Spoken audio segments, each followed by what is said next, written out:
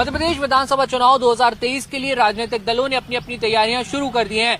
Ticket के दावेदार नेता भी क्षेत्र में सक्रिय हो गए हैं। वहीं हर क्षेत्र की अपनी जनता की समस्याएं हैं, अपनी मुद्दे हैं और अपनी मांगे हैं। यही सब जानने हम आपको लिए चलते हैं एक बेहद ही खास सफर जिसका नाम है कहता है वोटर, जिसमें हम जानेंगे वोटर्स के मन की बात। आज हमारी टीम आ पहुंची है मध्य प्रदेश की टिमरनी विधानसभा में, जो कि आदिवासी वर्ग के लिए आरक्षित है। तो आइए चलते हैं जनता के पास, जानते हैं किन बातों को ध्यान में रखकर इस बार वो मतदान करने जा रहे हैं।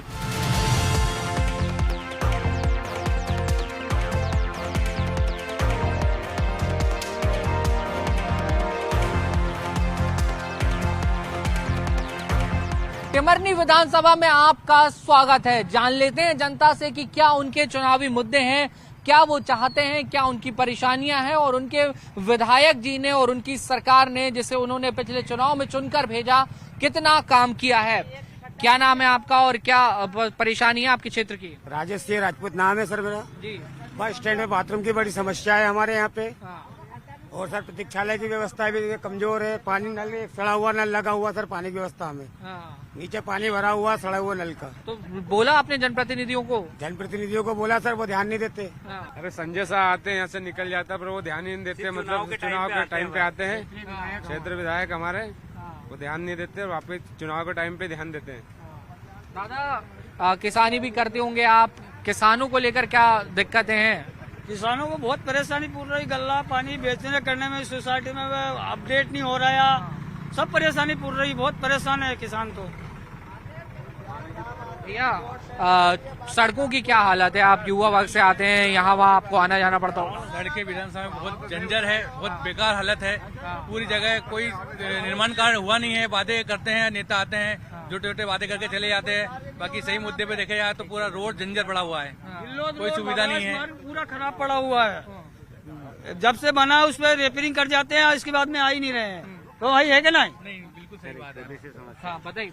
सर, ग्राम कोइवाड़े में जो प्रधानमंत्री रोड है ना सर, उसकी हालत ऐसी हो गई है कि गाड़ी आप 2 मिनट जाके देख लेना कि गाड़ियों चलना मुश्किल है उसमें।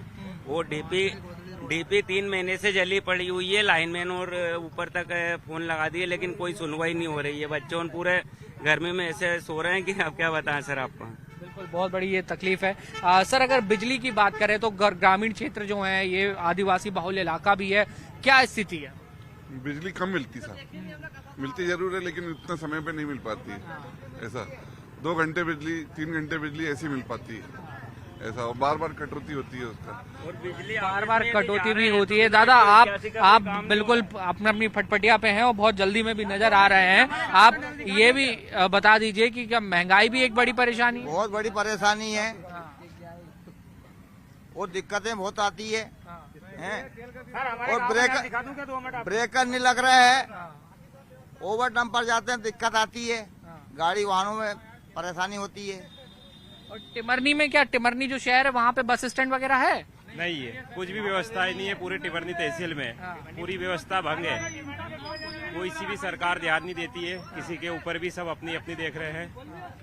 बस इतना ही। ग्रामीण में कोई भी परेशानी आती है तो कोई मंत्री लोग आते नहीं है, काम करने के लिए आते हैं जरूर वोट के लिए, बाकी समय नहीं आ पाते हैं। बार बार कहने पर भी, बार बार बताने पर भी जो जनप्रतिनिधि हैं वो ध्यान नहीं देते। हमारे गांव के नल, हाँ बिल्कुल, देखते हैं आपके नल की स्थिति भी। दादा,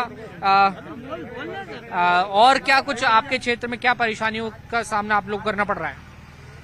बता दिया मैंने सर, बिल्लोद रोड बहुत खराब हुआ है, नहर में पानी मिल नहीं रहा है, परेशानी आ रही है। भैया है बिल्लोद का, इसके नाम पे गोदी जमीन, उसका काका जी वगैरह वो तो शांत हो गए, नाम ही नहीं आ रहा उसका। बेचारा 10 चक्कर कोर्ट में गया तहसील टिमरनी में, पेशी भी हुआ है, सब हुआ है, फिर भी हमारा काम अभी हुआ ही बोल नाम हरिप्रसाद।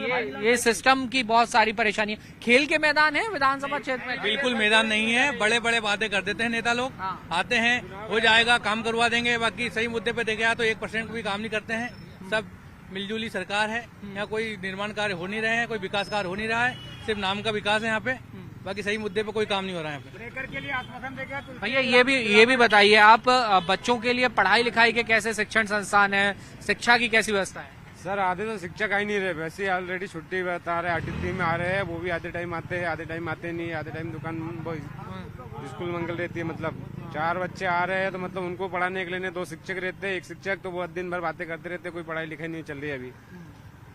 अच्छा, ये भी बताइए सर कि स्वास्थ्य को लेकर क्या व्यवस्था है? जो सरकारी अस्पताल है वहाँ इलाज लोगों का ठीक ठाक? सर यहाँ पे तो क्या बोलते डॉक्टर वगैरह है नहीं यहाँ पे। तो यहाँ से दूर क्या बोलते 4 किलोमीटर दूर नौसर गांव, वहाँ पे है डॉक्टर वगैरह। बाकी वहाँ भी प्रॉपरली आते नहीं है वो लोग भी, वहाँ भी कोई सुविधा नहीं है। वहाँ पर कोई सुविधा नहीं है, वो भी छुट्टी पे लटका हुआ सर, चल के दिखा दें आप बोलो तो। टिमरनी विधानसभा में ही आती है? टिमरनी विधानसभा। तो ये देखिए, जो बुनियादी सुविधाएं हैं, चाहे सड़क की बात हो, बिजली की बात हो, स्वास्थ्य सुविधाओं की बात हो, शिक्षा की बात हो, इसको लेकर जनता काफी परेशान है। खास तौर पर बिजली की जो परेशानी है कि ये कहा जा रहा है कि बहुत कम बिजली जो है वो मिल पाती है। अन्य परेशानियां भी हैं, सड़कें बदहाल हैं, किसानों की अपनी समस्याएं हैं, फसल लगाने के लिए हो या फिर फसल कटवाने के बाद उसकी बिक्री को लेकर हो, कई तरीके की सिस्टम की परेशानियों से उन्हें जूझना पड़ रहा है। और ये भी कहना है कि जो जनप्रतिनिधि हैं वो बार बार मांग करने के बावजूद इनकी बातों पर ध्यान नहीं दे रहे हैं, और जब ये जनता वोट करने जाएगी तो इन सारी बातों का ध्यान रखेगी। यानी कि टिमरनी में आने वाला जो विधानसभा चुनाव होना है वहां पर कांटे का मुकाबला देखने को मिलेगा, और जब जनप्रतिनिधि वोट लेने पहुंचेंगे तो ये तमाम सारे सवाल उनके सामने भी खड़े हुए नजर आएंगे। चलिए अब आपको लिए चलते हैं सीधे जनप्रतिनिधियों के पास और जानते हैं कि उन्होंने कितना विकास का काम किया और विपक्ष का विकास को लेकर और जो मुद्दे थे, जो वादे थे, उनको लेकर क्या कुछ कहना है।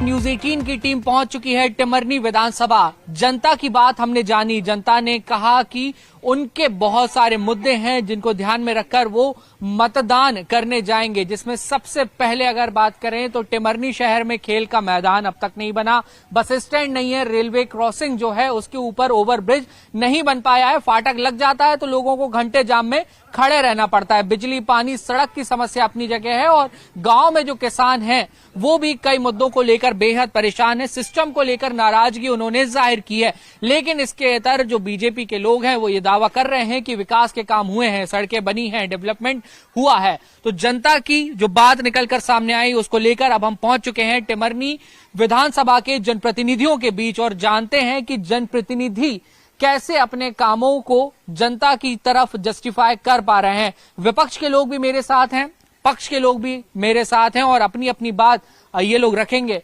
पहले विपक्ष की ओर चलते हैं और जो विपक्ष की ओर से सवाल पूछे जाएंगे उनका जवाब सत्ता पक्ष से लेंगे। सबसे पहले आपके पास मैं आ रहा हूं, युवाओं के बहुत सारे मुद्दे निकलकर सामने आए, इसमें एक पलायन बड़ी समस्या है, शिक्षा के लिए युवाओं को बाहर जाना पड़ता है। मानते हैं ये एक मुद्दा है और इसको लेकर कुछ काम हुआ है, नहीं हुआ? कुछ काम नहीं हुआ है। यहाँ पे जो कॉलेज है वो भी प्रॉपर नहीं चल रहा। मैं भी वहाँ जनभागीदारी का अध्यक्ष रहा था। बहुत सारे सब्जेक्ट नहीं है, कॉलेज की हालत खराब है, फ्रिज बंद पड़ा है, बहुत दयनीय स्थिति है स्टूडेंटों की।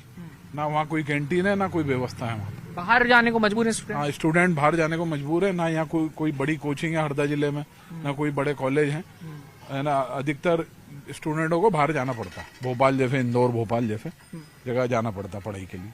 पिछले चुनाव के मुकाबले इस साल करीब 15,000 ज्यादा वोटर्स जो हैं टिमरनी विधानसभा की वोटर लिस्ट में ऐड हुए हैं। 1,85,000 अब मतदाता हो चुके हैं और ये सभी जो मतदाता हैं इनमें बड़ी संख्या युवाओं की है, इसलिए हमने युवाओं की बात के साथ शुरुआत की। आपसे मैं जानना चाहूंगा, विपक्ष की ओर से आरोप लग रहे हैं, कुछ छात्रों छात्राओं से भी हमारी बात हुई, उन्होंने भी ये कहा कि कॉलेज नहीं है, बेहतर शिक्षा की व्यवस्था नहीं है। पिछली 2 बार से आपके ही विधायक यहाँ से चुन के जा रहे हैं बीजेपी के। देखिए, ये तो कांग्रेस का भाई पक्ष रखने का उनका तो मुद्दा ही है, विपक्ष में है, चूंकि वो इस तरह के आरोप लगाते रहेंगे। लेकिन शिक्षा के क्षेत्र में टिमरनी विधानसभा जानकारी सामने आ रही है। जमीनी विवाद को लेकर 2 पक्षों में गोली चली, 5 लोगों की मौत हो चुकी है। बड़ा अपडेट इस खबर को लेकर, एक व्यक्ति की हालत गंभीर बनी हुई है। पुरानी रंजिश को लेकर पूरा विवाद शुरू हुआ था और विवाद गोलीबारी में तब्दील हो गया। एक ही पक्ष के लोगों की मौत हुई है, दूसरे पक्ष की तरफ से फायरिंग नहीं। जमीनी विवाद को लेकर 2014 में भी एक मर्डर हुआ था। ये पूरा मामला विस्तार से आपको बताया, सिहोनिया थाना क्षेत्र के लेपा गांव की पूरी घटना। और एक बार फिर दोनों पक्षों में विवाद की स्थिति बनी। विवाद इतना बढ़ा कि गोलीबारी शुरू हो गई। एक ही पक्ष की तरफ से फायरिंग हो रही थी। दूसरे पक्ष के 5 लोगों की मौत की जानकारी सामने आ रही है। तो बड़ा अपडेट मुरैना की इस घटना को लेकर, बड़ी वारदात। मुरैना में अक्सर आपने फायरिंग की खबरें सुनी होंगी, लेकिन कुछ मामले ऐसे जो कि गंभीर हैं। मुरैना से तस्वीरें ही आपको दिखा रहे हैं। आप देख रहे हैं खुलेआम ये व्यक्ति फायरिंग करते हुए नजर आया है। दो पक्षों की तरफ से जो विवाद शुरू हुआ गोलीबारी में तब्दील हुआ और एक पक्ष के लोगों ने फायरिंग शुरू की। दूसरे पक्ष के 5 लोग जिनकी मौत हो गई है इस वारदात में। एक व्यक्ति की हालत गंभीर भी बनी हुई। पुरानी रंजिश को लेकर पूरा विवाद था, जमीनी विवाद, जिसके चलते इतना बढ़ा ये विवाद, मारपीट हुई, लाठी डंडे लेकर लोग पहुंचे और दूसरे पक्ष के लोगों ने फायरिंग शुरू कर दी। 5 लोगों की इस घटना में मौत हो चुकी है। जमीनी विवाद को लेकर 2014 में भी विवाद शुरू हुआ था। 2014 में भी मारपीट की जानकारी सामने आई थी और 2014 में मर्डर की सूचना भी सामने आई थी। इस पक्ष में लगातार ये कहा जा रहा है कि जमीनी विवाद के चलते मारपीट तक नौबत पहुंची, लेकिन उसके बाद फायरिंग की तस्वीरें, एक्सक्लूसिव तस्वीरें न्यूज 18 आप तक पहुंचा रहा है। सिहोनिया थाना क्षेत्र के लेपा गांव की पूरी घटना। मिली जानकारी के अनुसार अभी तक 5 लोगों की मौत हो चुकी है, एक व्यक्ति की हालत गंभीर। और ये तस्वीरें प्रत्यक्ष तौर पर बताती हैं किस तरह से बेखौफ होकर लोग यहाँ हथियार भी रखते हैं, फायरिंग भी करते हैं और इतने बेखौफ हैं कि खुलेआम 5 लोगों को मारने में पीछे नहीं हटते। कोई खौफ नजर नहीं आता आम लोगों में भी। मुरैना से अक्सर फायरिंग की खबरें सामने आती रहती हैं। शादियों में भी हर्ष फायरिंग की घटनाएं आपने खूब सुनी होंगी मुरैना में। और अब ये मामला बेहद गंभीर होता हुआ क्योंकि जमीनी विवाद में खुलेआम फायरिंग हुई। सहयोगी अमित ज्यादा जानकारी के साथ जुड़ रहे हैं। अमित, क्या कुछ अपडेट इस पूरे मामले को लेकर? देखिए, बिल्कुल आपको बता दूं कि ये 2014 में जो विवाद हुआ था, मर्डर हुआ था जमीनी विवाद को लेकर के, उसी में आज फिर देखा गया है कि 2 पक्ष में विवाद हुआ है, जिसमें गजिन तोमर हैं, उनकी मौत हो गई है, उनकी दो बेटे हैं, उनकी मौत हो गई है, 2 बहू हैं, उनकी मौत हो गई। तो लगभग अब जो सुबह जो निकल के बात सामने आ रही थी, 4 लोगों की मौत की आ रही थी, लेकिन अब एक व्यक्ति की और मौत हो गई है, तो कुल मिलाकर 5 लोगों की मौत हो गई है। ये जमीनी विवाद को लेकर के 2 पक्षों में गोलीबारी हुई थी। इस दौरान एक पक्ष के 5 लोगों की मौत हो गई है और एक व्यक्ति अभी भी घायल है। हालांकि अभी कैजुअलिटी और भी बढ़ सकती है क्योंकि जो व्यक्ति घायल है उसकी भी स्थिति क्रिटिकल स्थिति है बिल्कुल। और जो अतिरिक्त पुलिस अधीक्षक रायसिंह नरवरिया है वो मौके पर पहुंच गए हैं और आरोपी हैं वो वारदात को अंजाम देकर के फरार हो गए हैं। जी अमित, आप बता रहे हैं कि 2014 में भी मर्डर हुआ है, ये भी जानकारी सामने आई। दोनों पक्षों के बीच पहले भी विवाद चलता आया है। क्या उस घटना में कार्रवाई हुई थी? क्या आरोपियों को सजा हुई थी? जी देखिए, बिल्कुल आपको बता दूं कि ये 2014 में जमीनी विवाद को लेकर के मर्डर हुआ था। उसी का बदला लेने के लिए आज ये वारदात को अंजाम दिया गया है और उस दौरान भी पुलिस ने कार्रवाई की थी, आरोपियों की गिरफ्तारी हुई थी। लेकिन उसी का ये एक चंबल में देखा जाता है कि बदले की भावना रखते हैं व्यक्ति। इसी बात को लेकर के अब फिर 5 लोगों की हत्या कर दी गई है और एक व्यक्ति गंभीर रूप से घायल है।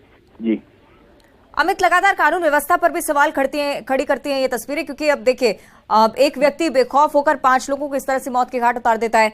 उसके बाद ये सवाल उठते हैं कि हर्ष फायरिंग की घटनाएं भी लगातार सामने आती रहती हैं। खुलेआम लोग हथियार रखने से भी नहीं चूकते हैं। क्यों इस तरह की स्थिति मुरैना में?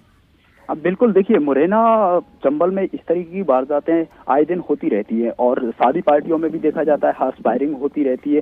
पिछले दिनों भी देखा गया था कि शादी पार्टियों में हर्ष फायर हुए थे। इस दौरान पोरसा में एक व्यक्ति की हर्ष फायर के दौरान ही मौत हो गई थी। तो इस तरीके की हर्ष फायर की भी घटनाएं सामने आती रहती हैं। लेकिन जो आज घटनाएं जिस तरीके की सामने आई है, जो दिल दहला देने वाली वारदात सामने आई है, उसमें 5 लोगों की मौत हो गई है। हालांकि अभी ये कंफर्म नहीं हुआ है कि जो हत्या की है वो लाइसेंसी हथियारों से की है या अवैध, क्योंकि ये चंबल में अवैध हथियारों का भी जखीरा कई बार पुलिस ने पकड़ा है और अवैध हथियारों को लेकर भी कई बार पुलिस ने कार्रवाई की है। तो इस तरीके अवैध हथियारों की भी बात सामने कई बार आती रही है, लेकिन अभी तक ये कंफर्म नहीं हो पाई है जो आज की घटना को लेकर के कि ये किस तरीके के हथियारों से वारदात को अंजाम दिया है। जी अमित, क्या विस्तार से सूचना अभी तक पूरे विवाद को लेकर मिल पाई है कि क्या विवाद रहा? 2014 का ये पूरा मामला था, उस दौरान भी मारपीट हुई थी, इसकी भी जानकारी सामने आई थी। और अब क्यों ये विवाद इस समय पर आकर बढ़ा? क्या विस्तार से अभी तक जानकारी सामने आ पाई है? देखिए अभी तक इस बात की जानकारी विस्तार से नहीं मिली है, लेकिन 2014 में जो विवाद हुआ था वो भी जमीनी विवाद को लेकर विवाद हुआ था। उस दौरान भी एक व्यक्ति की हत्या हुई थी और आज फिर उसी टीस को लेकर के, उसी रंजिश को लेकर के जो व्यक्ति की हत्या हुई थी, उसी का बदला की भावना रखने वाले व्यक्तियों ने इस वारदात को अंजाम दिया है और आज फिर 5 लोगों की हत्या हो गई है, जिसमें महिलाएं भी शामिल हैं और पुरुष भी शामिल हैं। कुल मिलाकर के 5 लोगों की हत्या हुई है और एक व्यक्ति गंभीर रूप से घायल है, उसको भी उपचार के लिए भेज दिया है, हालांकि उसकी भी क्रिटिकल स्थिति है। जी अमित, इस स्थान को लेकर भी जानकारी चाहेंगे। क्या दोनों पक्ष आसपास ही रहा करते थे या पड़ोसियों से अभी तक कुछ बातचीत हो पाई कि दोनों पक्षों के बीच पहले भी लड़ाइयां होती रही यहाँ पर? बिल्कुल, देखिए ये दोनों पक्ष पड़ोस में ही निवासरत हैं और एक ही गांव के दोनों व्यक्ति हैं, तो ये एक बड़ी बात है कि एक ही गांव के व्यक्ति हैं, पड़ोस में रहने वाले हैं और जमीन को लेकर के पुराना विवाद चला आ रहा था। तो ऐसे में बड़ी बात यह है कि जब 2014 में मौत हो जाती है, मर्डर हो जाता है, उसके बाद भी पुलिस और प्रशासन इस मामले को सुलझा नहीं पाते हैं और अब फिर से वही घटना देखने को मिलती है। एक पड़ोसी में इस तरीके की गोलीबारी होती है, 5 लोगों की हत्या होती है, तो ये एक पुलिस और प्रशासन दोनों की ही कार्यप्रणाली पर सवाल खड़ी कर देने वाली वारदात है। जी अमित, एक और बड़ी बात इस घटना से जुड़ी हुई है। अन्य घटनाओं की अगर हम बात करें कि लोग यहाँ पर अवैध हथियार रखते हैं, आप इस बारे में जिक्र कर रहे हैं और अक्सर जब इस तरह की घटनाएं मुरैना से सामने आती रहती हैं तो मुझे लगता है कि पुलिस को भी इस बारे में पूरी जानकारी होगी, लेकिन कानून व्यवस्था मुरैना में इतनी कमजोर क्यों है? इसके पीछे क्या वजह? क्या राजनीतिक संरक्षण? ऐसी कोई बात अभी तक? देखिए अभी तक इस तरीके की बात तो सामने नहीं आई है, लेकिन ये बात जरूर साफ है और आज की घटना से भी ये साफ दर्शाती है। कई बार पुलिस ने कार्रवाई भी की है, तो ये बात तो साफ है कि मुरैना में अवैध हथियार रखने की ये कोई नई बात नहीं है और हर्ष फायरिंग जैसी या फिर गोलीबारी जैसी ये कोई नई घटना नहीं है, आए दिन देखने को मिलती है। लेकिन पुलिस इन लोगों के खिलाफ कोई ठोस कार्रवाई नहीं कर पा रही है, ये कहीं ना कहीं पुलिस का फेल्यूर नजर आता है, जिस वजह से इस तरीके की वारदातों को अंजाम आए दिन दिया जा रहा है आरोपियों के द्वारा। अब आज जिस तरीके से जो 5 लोगों की हत्या की है और आरोपी मौके से फरार हो गई, पुलिस अभी इस मामले में जांच ही करने की बात कह रही है, आरोपी फरार हो जाते हैं। हालांकि घटना स्थल पर अब फिलहाल अतिरिक्त पुलिस अधीक्षक राय सिंह नरवरिया सहित तमाम पुलिस बल मौजूद है, लेकिन आरोपी फरार हो गए तो ये भी एक बड़ी बात है 5 लोगों की हत्या कर देने के बाद। जी बिल्कुल ठीक आप कह रहे हैं अमित के आरोपियों को सजा होती है या नहीं, इस बारे में भी कोई पुख्ता सबूत सामने नहीं आते। कई घटनाएं ऐसी होती हैं जिसमें आरोपी वारदात को अंजाम देकर वहां से निकल पड़ते हैं। और मुख्य बात यह भी है कि ग्वालियर चंबल क्षेत्र जो है मध्य प्रदेश का बहुत ही प्रमुख इलाका है और अगर इस क्षेत्र में पुलिस इतनी बड़ी नाकामी के साथ यहां पर रह रही है, कुछ लोगों की सुरक्षा को लेकर भी कुछ खास इंतजाम नजर नहीं आते हैं, तो भी एक बड़ा प्रश्न पुलिस व्यवस्था पर, कानून व्यवस्था पर खड़ा होता है। अमित, जो लोग जिन लोगों की मौत हुई है क्या एक ही परिवार के थे और इस बारे में क्या जानकारी परिजनों से भी क्या अभी तक बातचीत हो पाई है?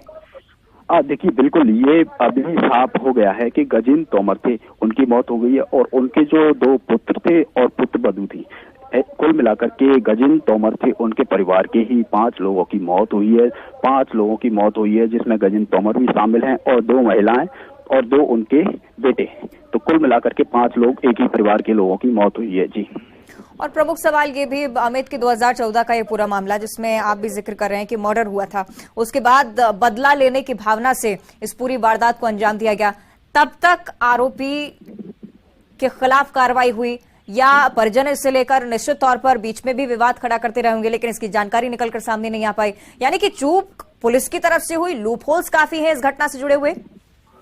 देखिए बिल्कुल ये तो साफ नजर आ रहा है कि 2014 में घटना को अंजाम दिया जाता है, एक व्यक्ति की मौत हो जाती है और उसके बाद पुलिस कार्रवाई करती है, आरोपियों को जेल भी भेजती है गिरफ्तार करके, लेकिन फिर 2023 में यानी कि आज फिर उसी वारदात को लेकर, उसी घटना को लेकर के दूसरा पक्ष एक पक्ष पे हमला करता है, 5 लोगों पर गोलीबारी करता है, मौत हो जाती है। तो ये कहीं ना कहीं फेल्यूर तो नजर आता है, क्योंकि 2014 में जो घटना हुई थी उसी को लेकर के अगर पुलिस कहीं ना कहीं आरोपियों को सजा दिला पाती तो शायद ये घटना नहीं हो पाती। दूसरा सवाल ये भी खड़ा है, बहुत बड़ी वारदात। अमित, बहुत शुक्रिया आपका ये जानकारी साझा करने के लिए। हमारे सहयोगी शैलेंद्र भदौरिया भी भोपाल से हमारे साथ लाइव जुड़े हुए हैं, उनका हम रुख कर लेते हैं। शैलेंद्र, इतनी बड़ी वारदात मध्य प्रदेश के प्रमुख क्षेत्र में, मुरैना एक प्रमुख जिला है और कानून व्यवस्था पर अब लगातार सवाल खड़े होते हुए, क्योंकि लगातार फायरिंग की घटनाएं भी सामने आती रहती हैं, ये भी पता चलता है कि अवैध हथियार भी यहाँ पर लोग रखते हैं। शैलेंद्र, बिल्कुल, कानून व्यवस्था पर सवाल इसलिए उठना लाजमी है क्योंकि ये घटनाक्रम कोई आज का ताजा घटनाक्रम नहीं है, बल्कि ये घटनाक्रम 2014 से जुड़ा हुआ है। यानी 2014 में जो विवाद हुआ था उसी को कनेक्ट करते हुए ये विवाद हुआ है। तो यानी ये कहा जाए कि इस पूरे घटनाक्रम की उत्पत्ति जो है वो 2014 में हुई थी और पुलिस जिस तरीके से सहयोगी अमृत भी बता रहे थे कि अगर उस समय कठोर कदम उठाती, यदि वह सोशल पुलिसिंग की तरफ जाती या इस परिवार पर ये नजर रखी जाती स्थानीय पुलिस की तरफ से कि क्या कोई रंजिश अब बड़ा रूप तो लेने वाली नहीं है, अगर ये सारी अपडेट रखी जाती, थाने में बुलाकर उनको समझाइश दी जाती, चेतावनी दी जाती और उनके शस्त्र लाइसेंस जो है वो सस्पेंड करा के उनके हथियार जमा करा लिए गए होते तो शायद ये घटनाक्रम पेश नहीं आता। 2014 में भले इस विवाद को लेकर एक व्यक्ति की मौत हुई थी, लेकिन आज घटनाक्रम बढ़कर इतना हो गया कि आज के घटनाक्रम में 5 लोगों की मौत हो चुकी है। 4 लोगों की घटनास्थल पर ही मौत हुई और उसके बाद जो 2 लोग गंभीर रूप से घायल बताए जा रहे थे उनको अस्पताल में इलाज के लिए भर्ती कराया गया, जिसमें से एक जो व्यक्ति है उसकी और मौत हो गई है। ऐसे में अब पुलिस पर कहीं न कहीं सवाल खड़े हो रहे हैं कि आखिर पुलिस ने इस सब चीजों को लेकर जो पहले से विवाद चला आ रहा था उस पर पहले से नजर क्यों नहीं बनाई और क्यों इस तरह का घटनाक्रम पेश आया। हालांकि पुलिस उस पूरे मामले में जांच कर रही है कि क्या इस दौरान जो पक्ष था, दोनों पीड़ित पक्ष हो या आरोपी पक्ष हो, उसकी तरफ से क्या कोई थाने में कोई शिकायत की गई थी और अगर शिकायत की गई थी तो उस मामले में क्या कुछ कार्रवाई हुई, ये अब पुलिस की जांच में सामने आएगा। और यदि पुलिस में कोई शिकायत की गई थी और उस पर अगर कार्रवाई नहीं हुई है तो सीधे तौर पर यह माना जाएगा कि स्थानीय पुलिस के द्वारा कहीं न कहीं कोई न कोई लापरवाही बरती गई है और उस लापरवाही का खामियाजा आज 4 लोग अपनी जान गंवाकर दे चुके हैं। तो ये बड़ा गंभीर सवाल है। हालांकि जैसा कि आपने कहा कि ग्वालियर चंबल संभाग में न केवल लाइसेंसी हथियार बल्कि अवैध हथियार भी बड़ी संख्या में लोग अपने पास रखते हैं और इस तरह के जब घटनाक्रम सामने आते हैं तो उसमें अवैध हथियारों का भी उपयोग किया जाता है। जी निश्चित तौर पर शैलेंद्र, और जो तस्वीरें हम लगातार दिखा रहे हैं दर्शकों को, उसके बेसिस पर इस आशंका से भी इनकार नहीं किया जा सकता है कि कोई संरक्षण हो। पुलिस व्यवस्था पर, कानून व्यवस्था पर हम लगातार सवाल खड़े कर रहे हैं, लेकिन शैलेंद्र एक बड़ी बात यह भी कि कोई आम व्यक्ति इस तरह से खुलेआम 5 लोगों को गोली मारकर वहां से फरार हो जाता है, ये कोई छोटी मोटी बात नहीं है, बहुत बड़ी बात है और हो सकता है कि पुलिस का भी संरक्षण हो। इस आशंका से भी इनकार नहीं कर सकते हैं शैलेंद्र।